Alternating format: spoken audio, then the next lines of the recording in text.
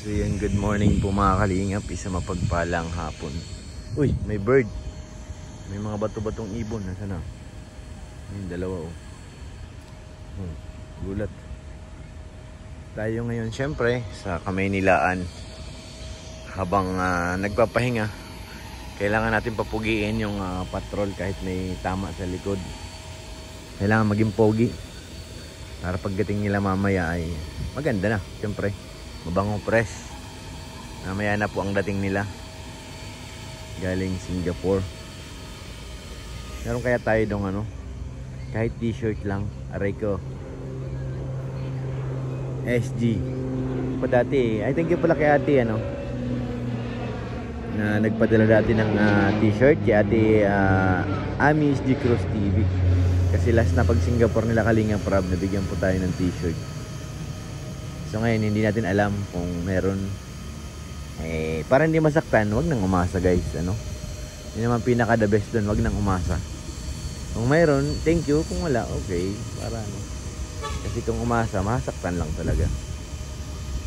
Diba? Ito tayong kapakarwas, palinis natin yan para pogi ulit at mabango. Nagulat ako katabi, patrol din team patrol. Pero iba ng design niya sa likod. May mga lagayan na siya, itong bagong labas na patrol. Hindi kagaya dun sa patrol ni Kalingap Rab yun wala siyang yung lagayan na yun. May mga lagayan na pag parang may mga na siya aparador sa likod pwedeng patungan ng sapatos, kung ano-ano pa na yung gilid. Yung kay Kalingap Rab wala po lang ganun upuan lang talaga sa paglagay ng maleta. Sa kanya may mga yan ang pinagkaiba, accessories na sa likod. Ilagay yung sapatos na hindi siya mahuhulog, hindi siya makakalag. Dito so okay na tayo dito guys sa karwasan na to. Pang ilang na to yung nandito ako sa Manila. Bago sila dumating ay pinapalinis talaga natin yung sasakyan. Kasi yan yung patrol, hindi ko yung pinalinis sa daet. Bago mag-alis gawa ng maulan po doon. Loh, guys, grabe yung isa. Bulletproof. Bulletproof yun na tingnan may pintong siyang maliit Ayan mga bulletproof na patrol yun na black Karamihan kasi dito sa na to, sa karwas na to, mga mamahaling sakyan talaga na dito. Kapakarwas, mga bago. May kamahalan lang siya pero quality naman ang gawa. Saka hindi ka masyadong may inip dito at malawak ang space. May dito, may kainan. Pag nagutom, kagaya ngayon, nakakapag-almusal na ako dyan.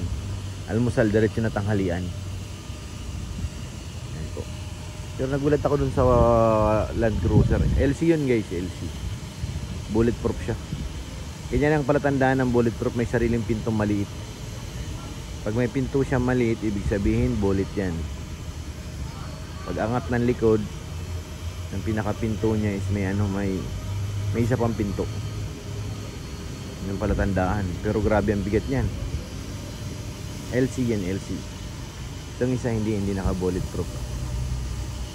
To, patrol naman. Katabi niya yung kay Kalingap Rab.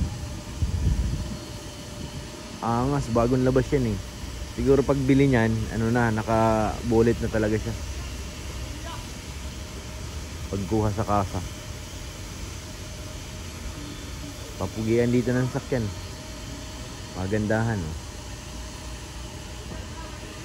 sa atin binabakyum na. Itong isang patrol naman na black ay na to, lalayas na yun anytime, patapos na rin yan. Ang pupugi.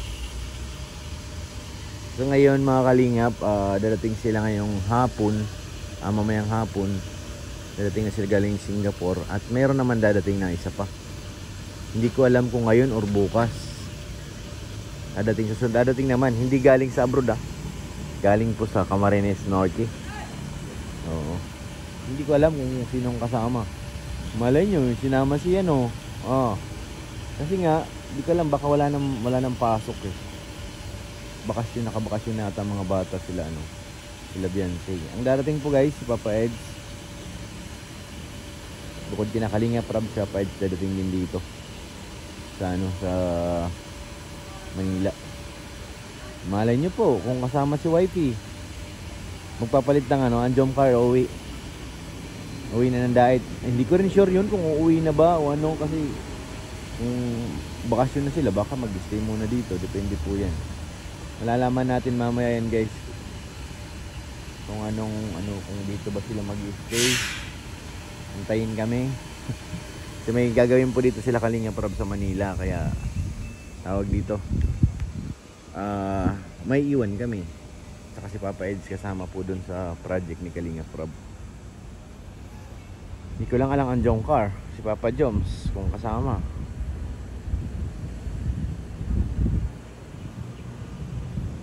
Kung tawag dito, kung walang pasok na, baka hindi pa yung mag-uwi sila.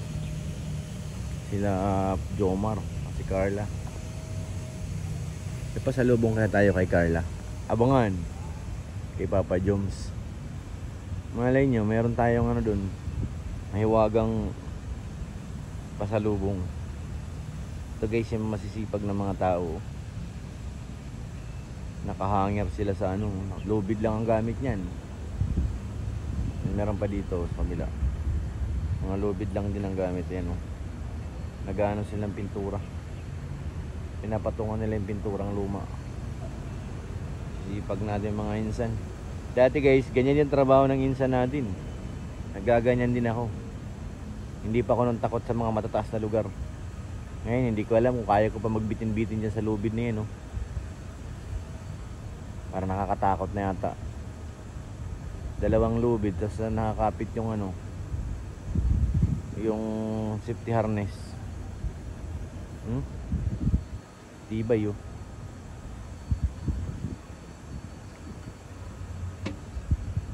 Abangan natin ang pagdating ni Papa Eds.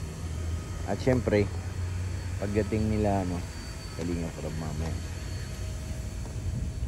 Kung ano, may pasalubong ba tayo o wala. Aray ko, huwag nang umasa. Malapit na tayo matapos. Babaktin, binabaktin na po yung loob. Para pogi ulit. Patrol. Alam ko dati, nagtira na kami dito eh. Ito sa way na to, itong mga building na to. Yung ano ng EDC naman, yung sa EDC, diyan kami pinatuloy. Sila nakakuha ng unit. Okay rin dyan kasi paglabas mo highway na talaga.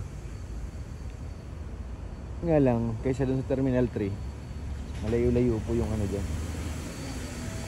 Ay, oo nga pala, sino kayang kasama niya ni Idlaw. Ang karito. Kung may kasama, hindi ko lang kung si Doc o si Telgelo. Bigil na naman kalangitan, aray ko, huwag naman sana.